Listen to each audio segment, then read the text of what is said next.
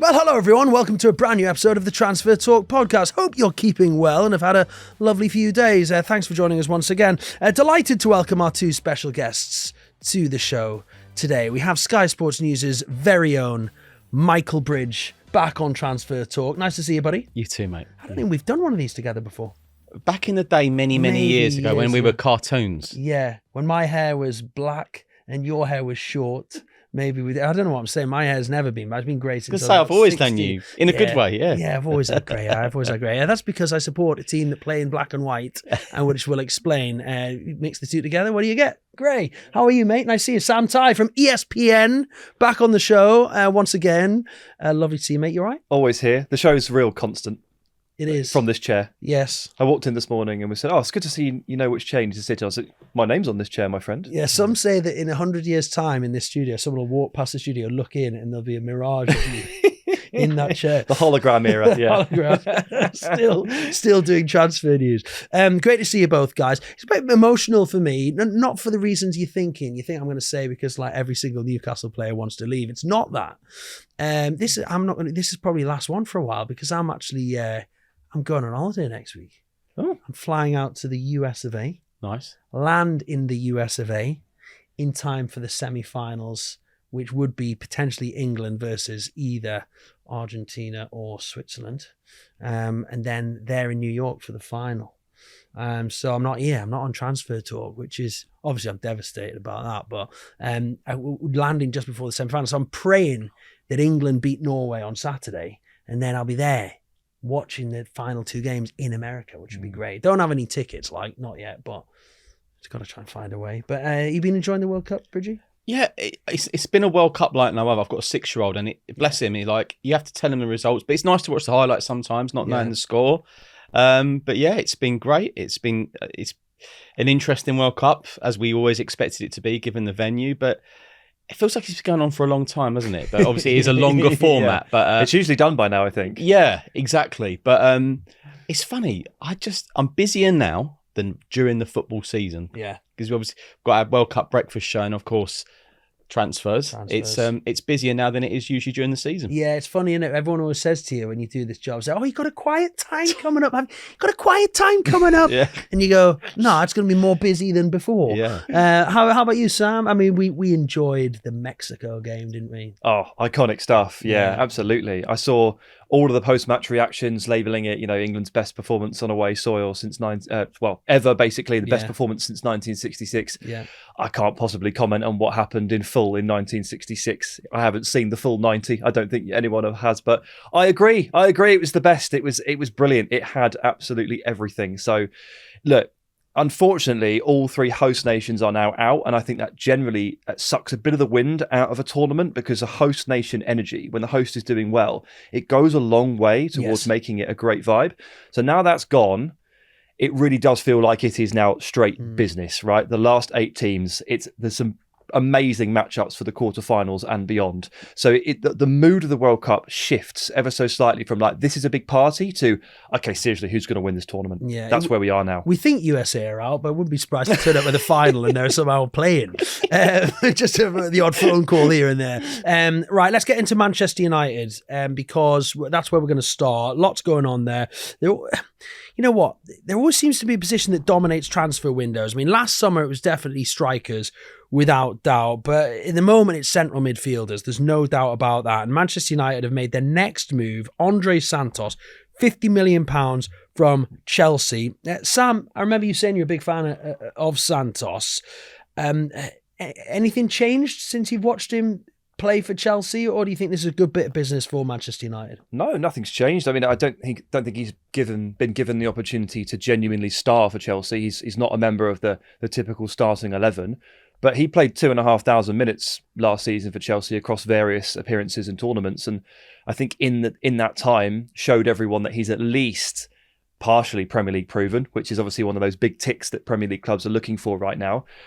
And I think he's a good passer, and I think he's an excellent tackler. And if he's shown that he can stand up to the capacity, the physical capacity of the league, the speed of the league, I think this is decent out-of-the-box thinking for United. Obviously, they've been really scared by the prices that other teams have ended up paying for. Well, it starts with Elliot Anderson, obviously, at 116 million, then drips down to Tonali at 92.5, rising to 100, then to Mateus Fernandes at 85. They haven't wanted to pay any of those prices. Fair enough. I cannot criticise them for that. So they've had to find a different way to do things. And last week I sat in this chair and I reeled off a list of players from abroad that would cost probably half of Tonali, that I think could give you at least sort of 75% of what he offers. Manu Kone was on the list, Kefren Turan was on the list, Lamine Camara. But what they've managed to do here is they've managed to find that kind of cheaper alternative and be a bit more clever, but managed to find it with some of that Premier League experience, which takes away some of the unknowns. So for the second time this summer, after the Ederson deal, I'm sat here thinking Man United have been really clever here. Okay, fair enough. Well done to the powers that be at Manchester United. Are you surprised, Bridgie, that they've spent 50 million on him? Because they didn't want to, obviously, your club Spurs got the Fernandes deal done at 80 odd.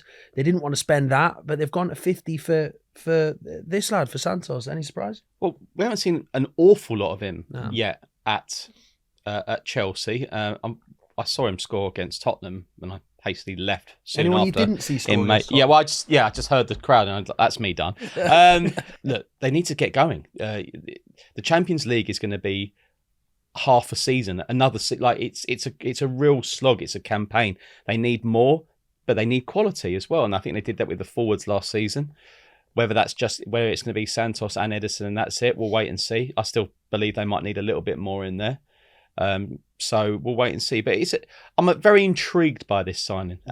If Chelsea are getting 48 million as well up front, that could be a big boost for Xabi Alonso as well. I will say I've been amused by the reaction from the two fan bases, because you're absolutely right to point out that we haven't really seen 5 or 6 games in a row for Andrey Santos. I point out that he's played 2,500 minutes, but it's been very here and there, sporadic. We've never really been able to see him really get going.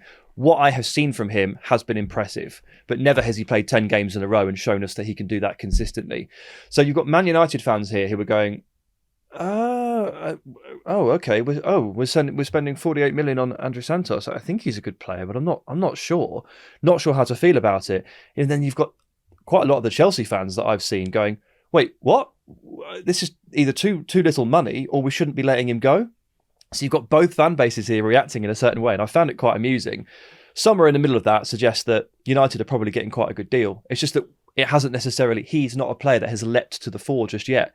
But if you don't want to pay those huge prices, you have to find alternative routes and you have to be a bit cleverer. And this, I think, is an attempt at that. Is Santos the Casemiro replacement? Is that Ederson, or you've seen him play? Are they similar, Ederson and Santos? They are a bit different, I guess, but they're probably both partners for Kobbie Mainoo. So it's, sure. I think we're looking at Kobbie Mainoo here plus one of those two. Okay. They're both physically impressive. They're both very good tacklers. They're both good ball winners. And then I would say that Andrey Santos is a better passer and Ederson is a bigger goal threat. You say they're eights then? They're more eights? Yeah, I think so. So we're looking at a midfield 2 here, and I think it's Mainoo plus 1. And I sort of wouldn't mind which one of those. You'd imagine that initially Andrey Santos probably gets the nod because he has those Premier League minutes under his belt, whereas Ederson is fully adapting to a new league. And then it's a case of, well, then who springs to the fore, who creates the best partnership with Kobbie Mainoo?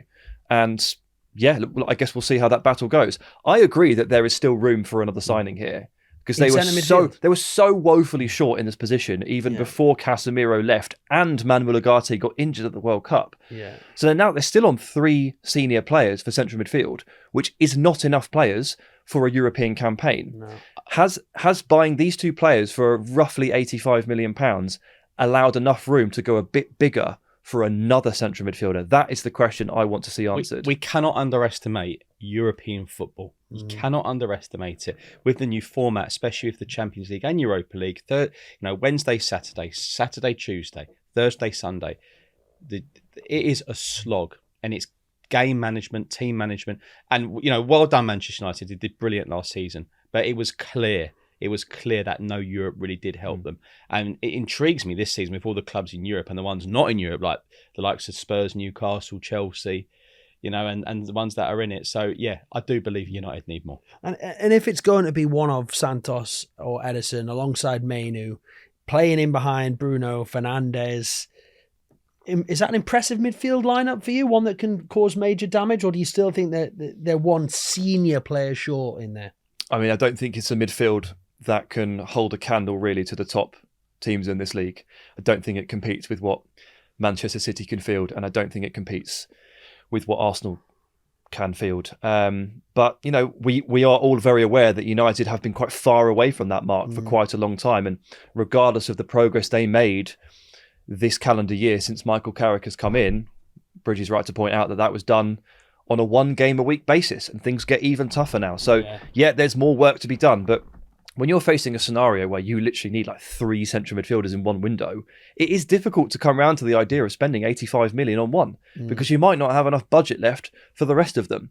So if what we think about Man United's needs and budget is true here, I think they've done okay. We're going to talk about Bruno Guimaraes at Newcastle in a moment. I just wonder whether all these Brazilians, whether Manchester United might show an interest in him. But if they need a more senior player, one that has been mentioned is Aurelien Tchouameni, but it sounds like he's staying at Real Madrid. They've come out and said he's not going anywhere. So I think he's signing a new deal at Real Madrid. He could be signing a new deal. Well, this is the other thing, isn't it, as well? If there's one from Real Madrid that might be gettable, it's surely Eduardo Camavinga, yes, who is really on the outside looking in.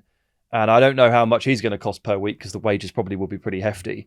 But if he's a 50 million deal to be done, that's a potential prize for a club like United or somebody else. Right, well, that's Manchester United for now. We'll keep an eye on what they do with regards to their central midfield conundrum. But talking about central midfielders, we have to move on to my club, Newcastle United. And it's been a challenging summer in many ways. Anthony Gordon's gone. Sandro Tonali has gone. And now we said last week on the show that one player who you said was priceless and they had to hold on to was Bruno Guimaraes. And then our friend of the podcast, David Ornstein, comes out with one of his famous Ornstein bombshell tweets last night, and Bruno Guimaraes informing Newcastle that he wants to leave and join Arsenal, and that Arsenal were willing to, I was reading it, and Arsenal are willing to spend, I'm thinking, what number is this going to be? £60 million to go. I thought, do me a favour, and honestly I need to throw my phone off the wall. 60 million quid, first of all, let's just address that. That's got to be some kind of joke, right? Well, I don't. Well, let's clear it. It's not going to be acceptable to Newcastle United. Look, you will know a lot more than myself in terms of Newcastle, but from the outside looking in, I've always looked at Bruno as the best signing since the takeover. Yeah, definitely. He gets Newcastle. He gets the fans. I think with the Isak departure, it was, look, ultimately you need to get as much money as we can. They did. With Tonali, you know, deep down there was never real love there. Okay, yeah, it's a good few years. His second season, you know, and I think last season, from what I hear, he could have done a bit better. And I think maybe that was best for all parties that he moved on. But Bruno just feels different. He just feels like he gets it with Newcastle United. So I think this one will hurt. It will hurt, and I find it extraordinarily difficult, very, very difficult for Newcastle to have a belter of a season if they lose the heartbeat of that midfield. And I know obviously Newcastle will spend, and we might get some updates over the next few days and weeks on that, but they are major players, and he's a major player and character. Yeah, they will spend. They're bringing in players right, left and centre, young players, fairly inexperienced, no Premier League experience in a lot of the targets they're going after, which is kind of different to what Eddie Howe's done in the past. I mean, I just said it there, Sam. You said Bruno priceless. Yeah. You like the higher lower game, £60 million. What do you make of that? And what do you think Arsenal would have to get to? Do they have to get close to the 100 million that the Spurs paid for Tonali? This is difficult, isn't it? We talked about this a couple of weeks ago when it first reared its head. And the difficulty with this situation is that for all the players that have left for very big money so far, they're all sort of 27 years of age or younger, whereas Bruno will turn 29 end of the year. So anyone buying Bruno would be like, well, 29 end of the year, can't offer you that much, no resale value, that sort of thing. But to Newcastle, that's so irrelevant. It just doesn't matter because he's the heartbeat of the midfield and he's the heartbeat of the team. He's your best player. It doesn't matter what the rationale is in the market. It doesn't matter what his market value is because of his age and what it would be to the buying club. He's priceless to Newcastle United. So if I was Eddie Howe and if I was the ownership now, I'd be tugging on those heartstrings and pleading with him and just hoping that he's not bold enough to go ahead and really formally ask to leave, because that becomes a point of no return. And then that starts very difficult negotiations where you have to go and find a price. But like Arsenal aren't going to want to spend Tonali level Mateus Fernandes money because of his age. But that doesn't mean anything to Newcastle because they can't afford to lose him for anything less than that, which creates a huge impace. It's a big decision for him then. It comes down to him. How's he feeling after the World Cup exit, for example? Has he got it in his head now? Do you know what? I've done all I can. I need a mental freshen up. I need to do something different. I need to be somewhere different. But again, as Sam said, you've got to look at it from the Newcastle perspective. You've got to look at it from that. I just think it's too many senior players in one window for me. Yeah, and over 12 months as well. So if you put yourself in Bruno's shoes and you've just watched, Isak has gone, and then you've got Tonali, your partner in crime in midfield, he's gone. Gordon is gone. Like this team is, unfortunately, it's kind of emptying out at this point. There's that graphic, isn't there, which I saw on X. The Champions League graphic. They're just gone. Almiron's there as well. Like, what are you doing here? but we get the gist of it and how strong it looks. But Bruno's the last one. He's the last one there. He's sat there and all the seats are empty. And I guess I can understand maybe why he feels this way, and why he may be tempted to go as a result. Front five, if it was his Gordon on the left, Isak up front, Almiron right, and the midfield three of Elliot Anderson, Sandro Tonali, and Bruno. Yeah. And you just think, oh, great time. It's a good message to any football fans. You're all football fans watching this. Otherwise, what are you doing here? Enjoy the good times. Yeah. Because you never know when the rug's going to get pulled from under your feet. And get your own name on the back of your shirt. yeah. Jokes aside. Look, I just think I've got a different insight in this, by the way. It's good. You are Mr. Newcastle. It's good for you to air your views as well.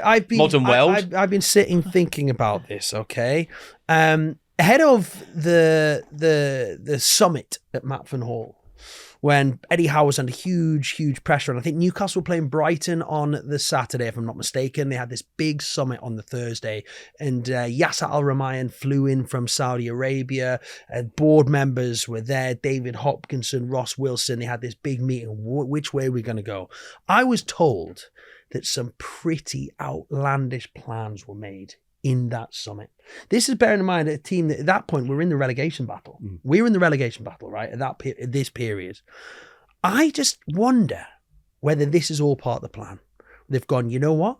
We're going to rip it up and we're going to start again. And they've gone on the thing that, we can sell him, we can build this war chest, and we can just blast a load of young, talented players through this, and we can start again and have another go. And if it doesn't work, you know what? We gave it a go, because that team was a long way away. It wasn't like, I said this last week, it's not like a team that's just finished fourth or something. And that was a team that ultimately finished in the bottom half of the Premier League last season. That's what they're tearing up. They're not tearing up a team that's finished challenging for, at the top and challenging for trophies. Do you not feel though, that, from your point of view, like Gordon, I get it was time for him to move on. Yes. Tonali, he was never gonna. He can't refuse the fee. He was poor last season, and that was a lot of money. Yeah, and I mean, I've had plenty from a Newcastle fan. He's told me he didn't show up in the derby, and I get it, right? He was never Mr. Newcastle. I just feel with Bruno's different. He just gets it. Maybe I'm being deluded a little bit here and thinking. No, but I think look, again, outside looking in, I think you can perfectly explain away that fee for Tonali and the nature of the Gordon deal with it being the right time, especially with the UEFA pressures, right, with the financial settlement. Like Newcastle have to make some moves. Gordon and Tonali for that price, you can pretty much explain that away.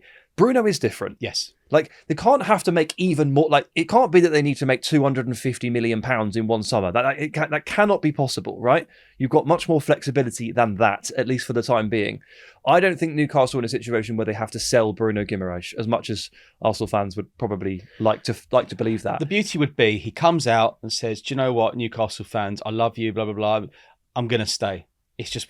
It's whether he's going to do it or not for me. I mean, whether he's going to do it or not. Because that's the one I feel is going to hurt Newcastle fans. And it has. The others don't hurt. No. The others don't hurt. And even Tonali might get a few boos when he goes to the corner. Yeah. Oh, I tell you what, they're all in for it when they come back. They're all in for it. Yeah. Tottenham's first home game is Newcastle United. I know. See you there, mate. Yeah, see you there, mate. The away end will be booing. Don't you worry about that. Look, it's a worrying time. But I mean, an Arsenal fan messaged me yesterday saying, "Oh, I don't believe this because we don't need Bruno." And do Arsenal need Bruno? I mean, you always need great players. Where does he fit? Fits in midfield, mate. I mean, Yeah. let's not galaxy brain this. Bruno Guimaraes is one of the best central midfielders in the Premier League. Yeah. Yep. And so he would absolutely find a home in Arsenal's midfield. He has the physical and technical traits to excel for a top team, and very specifically, he has. Sorry, Pete, your face is sinking. He has the strengths that Arteta likes. He has that sort of like nasty competitive streak. He has the physicality. He has the combativeness, but combines it with creativity. Like you see him feeding those lovely passes into the box. He's got that beautiful technical pass to add on to the rest of it. The energy, the aggression. Yep. Why wouldn't you want that player? And yeah, all right, Arsenal, they have good midfielders, fine. But Bruno's brilliant. It's a bit like going to a steakhouse, right? You know you're going to go all out, you're going to get a fillet, right? And he is a fillet. But like, you know, you get your chips with it on the side. Then they say there's a mac and cheese. You don't want where's mac and cheese coming from? Yeah. But there's always room for it because you just don't say no to it. That's Bruno. You just don't say no. Bruno's the mac and cheese. Well, Bruno's not mac and cheese. You've got Declan Rice, right, who was the £100 million bargain a few years ago. Yeah. He's your fillet, Yeah. right? Zubimendi, no one really mentions him, but he's worked well. But then all of a sudden, all right, hang on, who's ordered this? Go on, I'll have it. So Zubimendi's the Yeah, chips. yeah, I've yeah. got, I'm on board with this. I think that's harsh on Bruno. I think he's the brisket. Brisket, yeah, well, Yeah. yeah. Oh, dear. Yeah. He's not just some garlic bread for the table, is I he? didn't Come say on. garlic bread, I have mac and cheese. Yeah, it's the same thing. It's a carb you don't need. Yeah. Yeah, well, listen, I'm heartbroken here, and you guys are talking about mac and cheese and garlic bread, for goodness sake. Look, I mean, I think you're right. I think when you say about the Arteta way, I can see it. I can see it with regards to Bruno. And we've already talked about it. Manchester United, could they show an interest? I think what I'm saying here is bidding war. You know, someone going to come to the fore? Someone else? You see Manchester United maybe having a little nibble?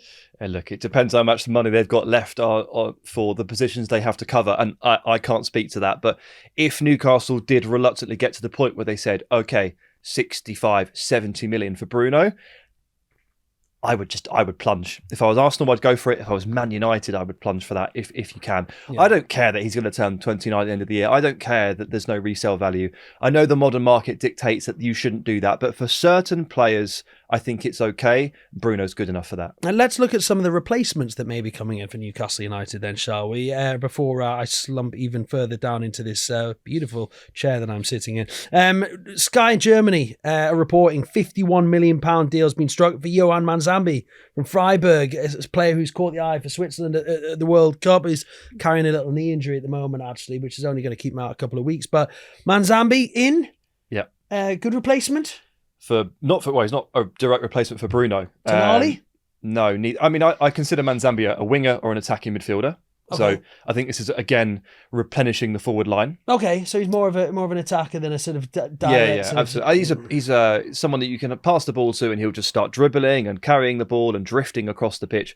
He has breathed so much life into that Switzerland team over the course of the World Cup. They could be so bureaucratic at times in the way that they approach football. And he was missing against Colombia, and their XG was like 0.4. His absence was really keenly felt, despite the fact that he's only just broken into that setup. So Manzambi's going places. Like, he's really good. And obviously I've seen him in the flesh. I watched him against Aston Villa in the Europa League final. Yeah. He was the only Freiburg player who looked remotely close to Aston Villa's level. From a positive, as far as Newcastle United fans are concerned, though, it looks like Manzamabi is edging ever closer. Obviously, colleagues at Sky Germany say that it's very close now, that the fee is almost there between Freiburg and Newcastle, and that personal terms aren't going to be an issue. The only problem they've got is he's still at the World Cup, and Newcastle fans have been here before, gazumped at the final hurdle, and they will be very, very nervous about just that. Just wait until he downs Argentina, and then somebody else comes in with a big bid. Well, that's an issue. So they'll be nervous about that. One player who they have announced in the last few moments, as we've been recording this, actually, it has been confirmed by the club, is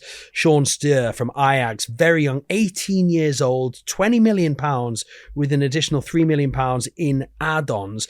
Is he the Tonali replacement? Do you see that? I mean, that's a lot to ask an 18-year-old. Yes. Who didn't know whether he was going to be in the Ajax first team next season or not. Which is why Newcastle have moved in, right? And which is the line we were given, yeah, to replace Sandro Tonali, who's coming at the peak of his years, who just had, 2-3 years in the Premier League? Yes, albeit he had that long ban. That's a big ask. But I think it's worth pointing out as well that Newcastle, okay, the public line is that they're selling key players, but they are spending. Yes. I mean, have they got Gordon's replacement already, would you say? Yeah, Toure. Yeah, I mean, Manzamabi and Toure are an attempt, I think, to spruce up the wings, to spruce up the attack. After last season, obviously, they took 2 forwards in Voltemada and Wissa. All right, didn't go great, but we can always roll season 2 and see if it improves. Kind of has to, right? Can't get any worse. Yes. It can. Sorry. We so you can. I mean, but the way sorry to get boring, but like Newcastle are just playing the financial game here. Like they're booking the sales. Yes. They're fueling the accounts, and obviously, as we know, any signings amortized over the course. Juan Ruan, the goalkeeper's coming. 20. Will he be a number 1? Do you think? No, I think there's still an interest in Trafford. I think James Trafford, I think they might use some of this money to go big for James Trafford. He's another one. I was told he wasn't going to Spurs because Trafford's always been linked with Spurs. But where would he go? I think he'd agreed to go to Newcastle before Manchester City came in. He was at the training ground. Right. Is what I was told. City came in, gazumped us. Shock, we are Gazump FC at the moment, and got him because they had a buyback clause inserted with his deal at Burnley.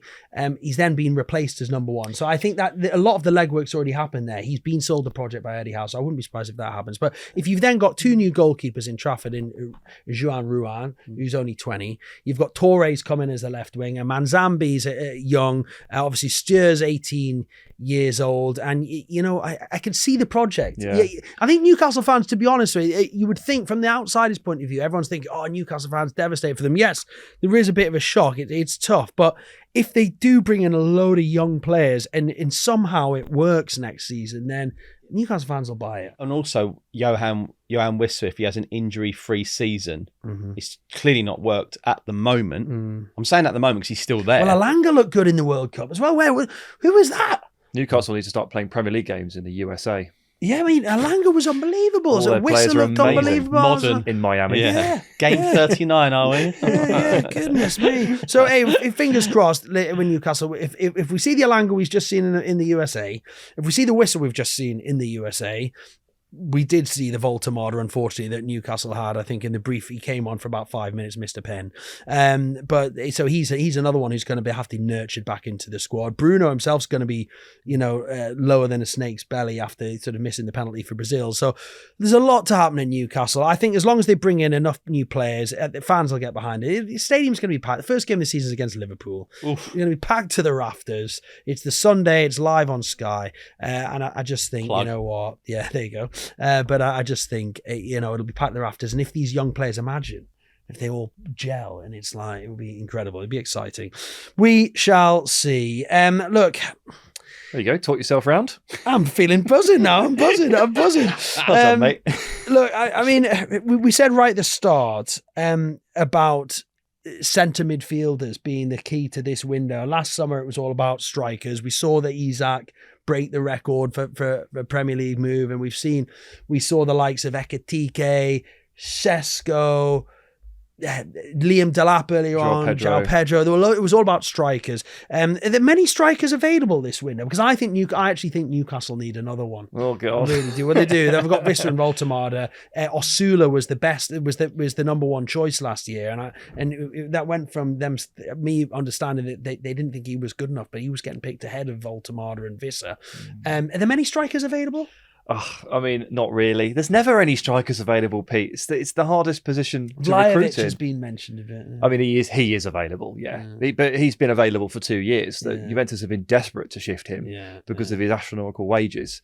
But yeah, honestly, the market there looks pretty poor. That's what I think when you look at the big next rumour for Spurs looks like Junior Kroupi, right? That's been mentioned a few times.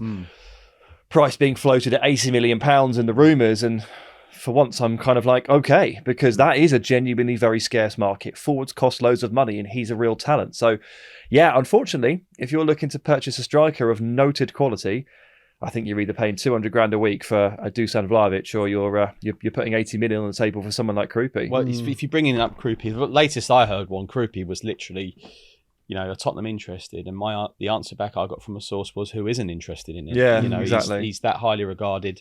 There are many that feel that he could be PSG bound. Yeah. And speaking to our colleague Mark McAdam, he's a big believer in Billy Foley wanting to give Marco Rose, the new Bournemouth manager, as many players still at the club as possible. So It's been mentioned a lot of times to me about him, but it sounds like that would hit over 100 million, given what Bournemouth said. But look, let's just wait and see. Well, look. While we're talking about Spurs, I still want to talk about Aston Villa as well. But let's finish on these two clubs really. Your club Spurs and your club Aston Villa. Let's start with Spurs as we've gone there already. And there's a lot of the talk last week about how they were affording the 230 million worth of players in this window, and more to come, and so on.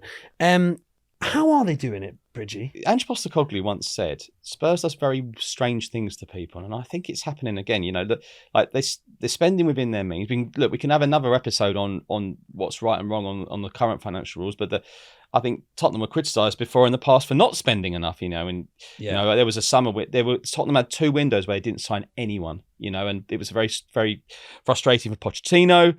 Antonio Conte didn't get all the players he wanted. I think this is the first time I can say this summer is that this head coach is getting the players he wants. And, you know, and he's been a big reason for that. Have Tottenham overpaid for a couple of them? Yes, they are. They probably have. But at the end of the day, if it's the difference between 6th and 5th and the difference in the European competition, then it pays for itself. And I'm not suggesting that Tottenham are going to finish 6th or 5th, or, you know, should certainly finish in the top half with their investment and the head coach they've got. But they do have the money. They've always had the money. They've spent it. They've spent the money on the in the fee. They've just never done it in the wages. So they've been dining at a second table. Now they're doing it with the wages as well. So that's why they're going up against the likes of City for Tonali and the likes of United for Fernandes. Do you think there'll be more sales? I mean, we're looking at like Dragusin, without doubt. Fiorentina, an initial loan, it become permanent for 21.4 million if he plays good fee, certain amount of games. Fabio Paratici, sporting director there, had 2 spells at Spurs. There's been talks about Jed Spence. Will they sell it? Everton apparently interested. I would imagine they'd be miles apart in the fee. He's homegrown. He can play either on the right or the left hand side. And then Tottenham would have to replace him as a homegrown when Tottenham are really short in the homegrown department anyway. So I personally, as it stands, don't see it as a starter. But who knows? We'll just wait and see whether Everton can put in a huge bid. I think Tottenham might consider... What would that look like? 50? Over 40. 40, 50. He's homegrown. To be fair, the homegrown thing doesn't matter this year. But obviously, if you do have to have a slightly longer lens on these things. Like Tottenham intend to be in European competition next season. So with that in mind, they still have to have that in the back of their minds. I mean, look, they've been in it 18 years out of 20, and that's another... You know, it's... You know, they are usually in Europe. But, you know, Bergvall, I think, becomes homegrown next year if he stayed. But, you know, he wants a new challenge. And, another one. You know, he'd be about 45, 50 million. But my understanding is Tottenham told him you're not going anywhere. So you got Dragusin, potentially Christian Romero. I was going to ask about him. Well, he's good for Argentina. But he's been refereed differently as well. I've noticed. Like, you know, it's for me. You know, don't tell that to Kalina. Yeah, but you know, club captain. But there's always too much about like the last day of the season. Will he or won't he watch them against Everton? He's injured. It's so irrelevant, you know.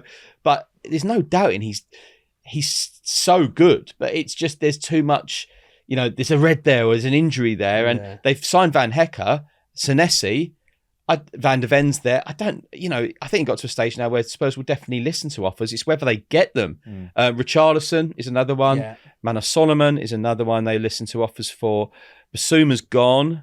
I'm sure I'm off the top of my head probably forgetting someone, but goalkeeper situation. Vicario, thank you. Yeah, he'll probably go back to Serie A. So that they're recouping money for sure. Would you sell Cristiano Romero? Yeah. Would you? Yeah, I would. We did. Wish you'd been here, actually, Bridge. We did a keep or sell episode. And this was when Spurs were right in the thick of it. Igor Tudor was in charge at this point. And like it was amazing. There was very few keeps at that stage. But you know, it's turned around. But you would sell Romero. Yeah, how come? Well, because they were oversubscribed in the centre back area, and as good a player as Romero is, you get to a point where you realise and you understand that maybe the noise isn't worth it. You're not getting necessarily the best out of Romero. That Tottenham fans must be watching him play for Argentina and going, "Not again!" Like where was this? You know, that sort of thing. And whether it's a fitness problem or an Instagram post or he's a bad captain or whatever you might want to say, is it worth it? And now they have Van Hecke and they have Senesi and they have Van der Ven and they have Danso. They're oversubscribed. They're 5. Yes, and sorry to say, people said, how can they afford it? Spurs are selling Vuskovic to Brighton for £50 million. That one as well, yeah. Never played a competitive game for Tottenham. So there's another 50 million. Brighton love a bit of that. Don't they buy someone who's like never played? They did that with Yakatumba Minte from Newcastle as well. Vuskovic and his team, it was like they were all aligned. He's had a couple of really good loans. Then he went to Germany, Hamburg, and I think he was scored about 7 or 8 goals. Bundesliga Young Player of the Year. And the agreement was that he'd have another loan, but all of a sudden his team turned around and said, "No, he's ready to play first team football." And there's some there who believe that he'll be at Barcelona in 2 or 3 years. So it's already mapped out for him. We mentioned Junior Kroupi. Any other incomings? Do you think of potential? Is there going to be more incomings for Spurs? Left-sided forward, and in a dream world for them, another striker. And then I think they've had a 9.5, 10 window. Yeah, okay. And because you look at it now very quickly, you've got Kinski and Dubravka. Look, Kinski's done incredible the last few games, and the recovery story of him after what happened in Madrid, Atletico, and those incredible saves last few games. Dubravka's solid as well. Yeah, I hear that a lot from Newcastle fans. Kinski, Dubravka. You've got Porro and Spence on the right hand side. You've got Senesi, Danso, Van der Ven, Van Hecker. You've got Andrew Robertson from Liverpool, and you've got Destiny Udogie. Then you've got Bentancur, Conor Gallagher. A lot of people are forgetting the January signing. Tonali, Fernandez in the midfield. Archie Gray, Bergvall currently. Maddison. Then you've got Maddison. This is a lot of players. Kudus. Then you've got some ACLs. You've got Xavi Simons. Kulusevski. Still need to find out exactly how he is at the moment. Mohamed Kudus, Wilson Odobert.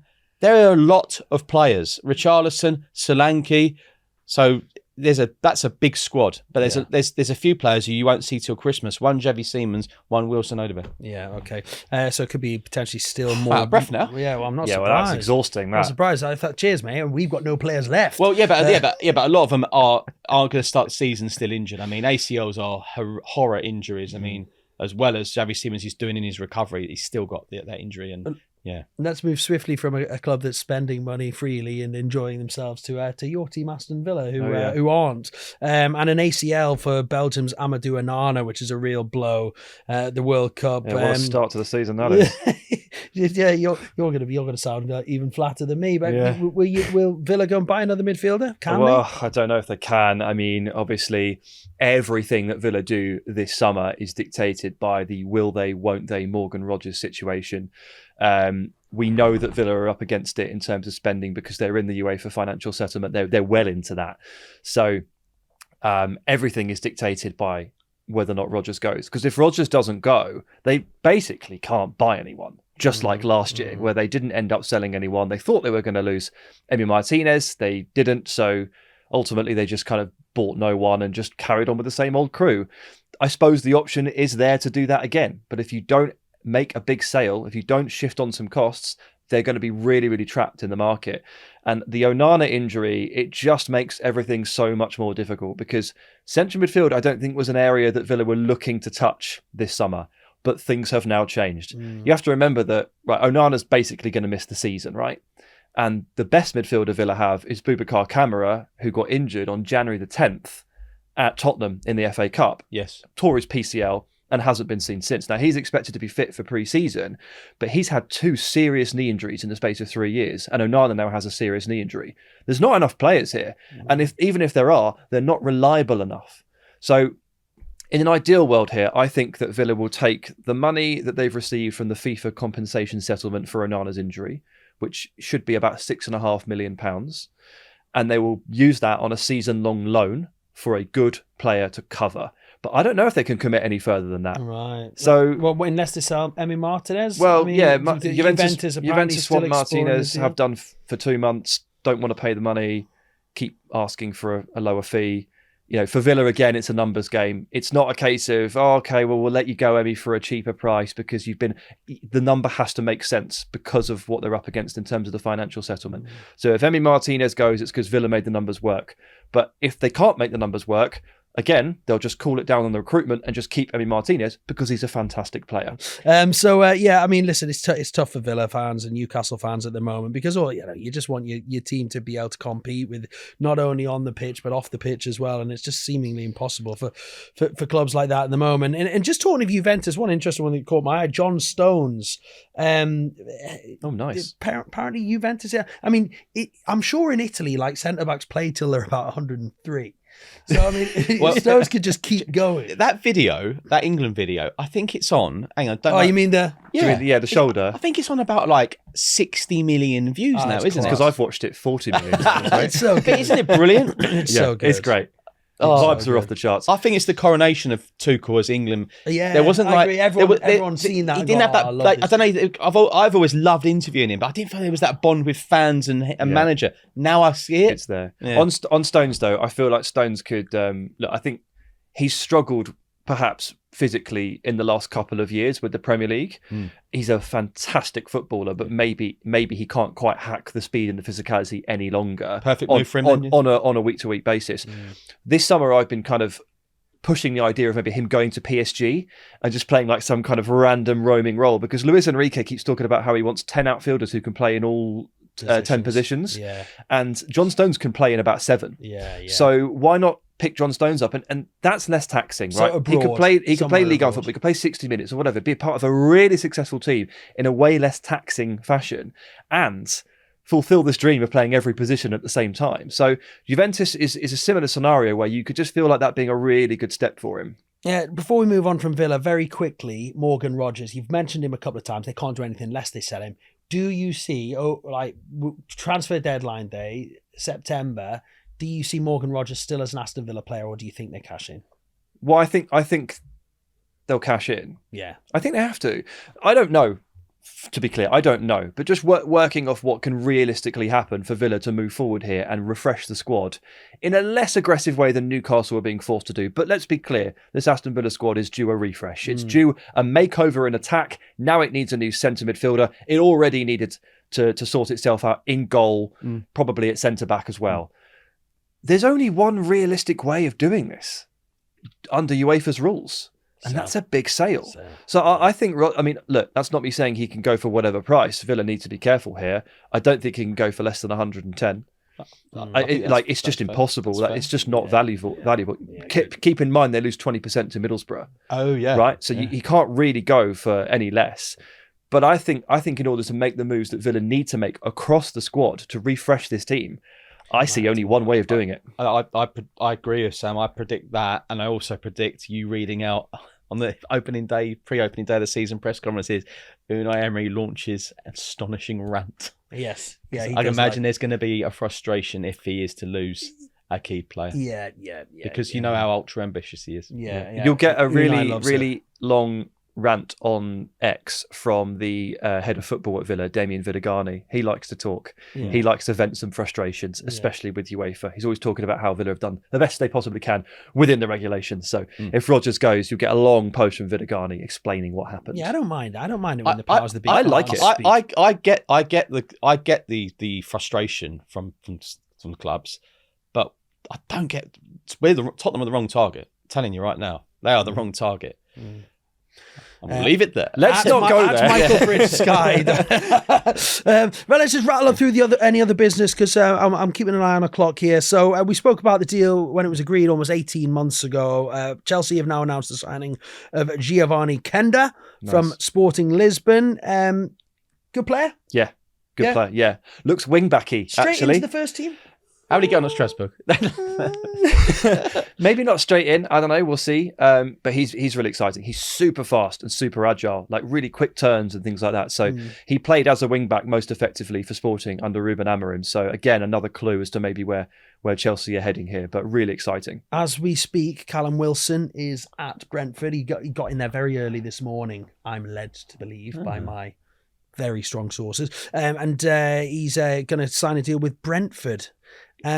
Good option for them, I think. And Callum. Oh, for sure. Yeah. Good luck to him. You know, he did bits at West Ham and And I think those little bits there has earned him that move. He should have played more at West Ham. Actually, Probably, they only in realised hindsight, late on that he always gets a goal. Yeah, I imagine it will be was it maybe a potential pay as you play? I don't know, something along those lines. It's a 1 year deal, isn't it? Yeah. I think. So that's fine. Yeah. Next, we move on to we're staying with Brentford actually. Jadon Anthony from Burnley, £17 million. He'd been mentioned with a few clubs actually, and I think that's a good move as well, isn't it? Yeah, I think Keith Andrews deserves to bring in who he wants really after last year. I mean, I had them down for relegation. Who didn't? I mean, too, I think honestly, I mean, it looked like, and even the Henderson thing at the time a year ago looked like, oh, that's a bit, what's going on there? And he's at the World Cup, breaking arms and not playing. I mean, football's a funny old game. It is a funny old game. Last one, Alvaro Rodriguez arrived at Bournemouth to start medical. Had a £25 million move from Elche. I like him. Do you? I do. Yeah, go on. I like you'd have seen him. Yeah, of course. He has got a little hint of Hugo Ekitike to him. Okay. Albeit left-footed. Not quite as agile. And he is amazing in the air. Aerial duels. Brilliant. So I think he'll suit the Premier League really nicely. And so another diamond. I like the way Bournemouth do business, and I love the way they find players. I love the way they profile. Absolutely spot on for the Premier League in terms of what players are going to need, and he looks like a player to me. Look, he's going to miss some chances this year. His finishing is a bit hot and cold. He was about 2 XG under last season on where he should have been, but he's very young and he's developing. Yeah. And I'm a big fan. Lovely. Great stuff. Listen, Bridgie, great to see you, my man. Thank you. Thanks too. for coming on. Sammy, great to see Nice you, mate. Brilliant episode, as always. Hope you guys have enjoyed listening and watching wherever you have been watching. Big thanks to our 2 special guests today, and of course to everyone behind the scenes, to Chessie and John and all the team who helped put this together. But most of all, the biggest thanks goes to you guys for watching and listening. So wherever you are, whether you've been watching in your car or on the train, maybe in the wind or in the rain, in your house or in your shed, on your couch, or maybe in your bed, on the hills or in the valleys, in the streets or in the alleys, out for a run, or maybe on a little walk. Thanks for listening to Transfer Talk. And that's for sure.